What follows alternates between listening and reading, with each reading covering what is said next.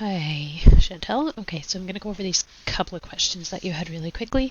So the first one we have, the voltaic cell is constructed using Ag plus and carbon with dichromate and hydrogen. And so basically we're coming up with the net reaction for the cell. So keep in mind with a voltaic cell, we need to have a spontaneous reaction.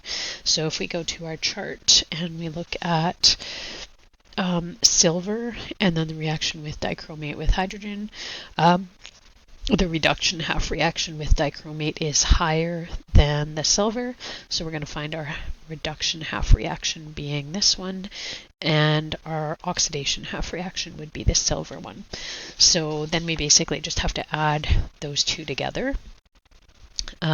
So we would have, let's see, reduction half reaction is going to be Cr2O7, 2 minus, I'm not going to worry about states for now, 14H plus, plus 6 electrons. I'm going to make 2 chromium 3 ions and 7 waters. And then for our silver, we're going to be looking at the reverse, the oxidation half reaction. So it's going to be Ag going to make Ag plus an electron. And then we just want to balance out. We had 6 electrons in our top reaction, so we need to multiply this whole thing by 6. So in our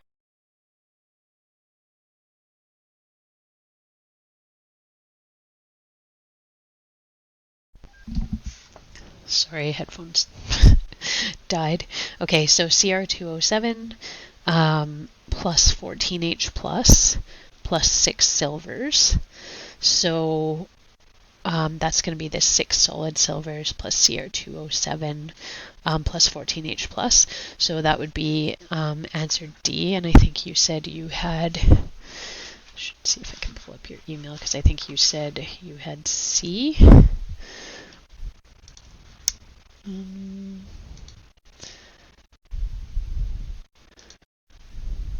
So yeah, you had C, so you basically had the aqueous silver. So I'm thinking that probably just what happened is you forgot to reverse the reaction there with the silver to make it the oxidation half reaction as the counter to the reduction half reaction. So just keep in mind that you have to switch the oxidation one, right? It has to be written in reverse.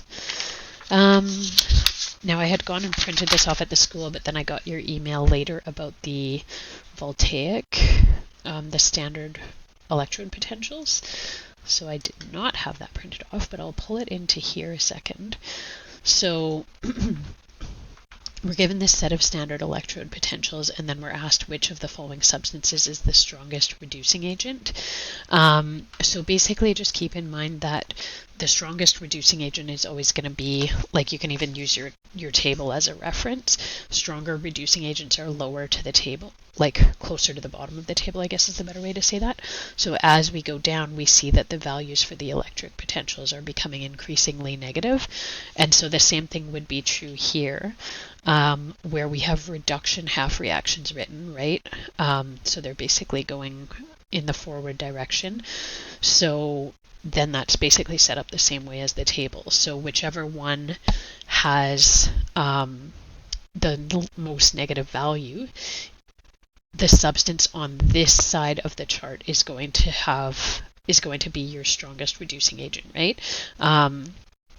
Because essentially, like when we say strongest reducing agent, it's lowest down on the table, but remember your oxidizing agent is always on the left and your reducing agent is always on the right side.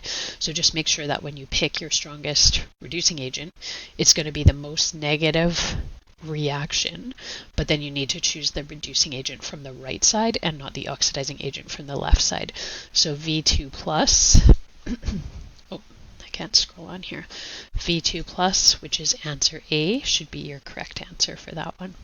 Okay, so hopefully that helps. If you have more questions from those standard electrode potentials, just let me know and I will make you another video. Okay, bye.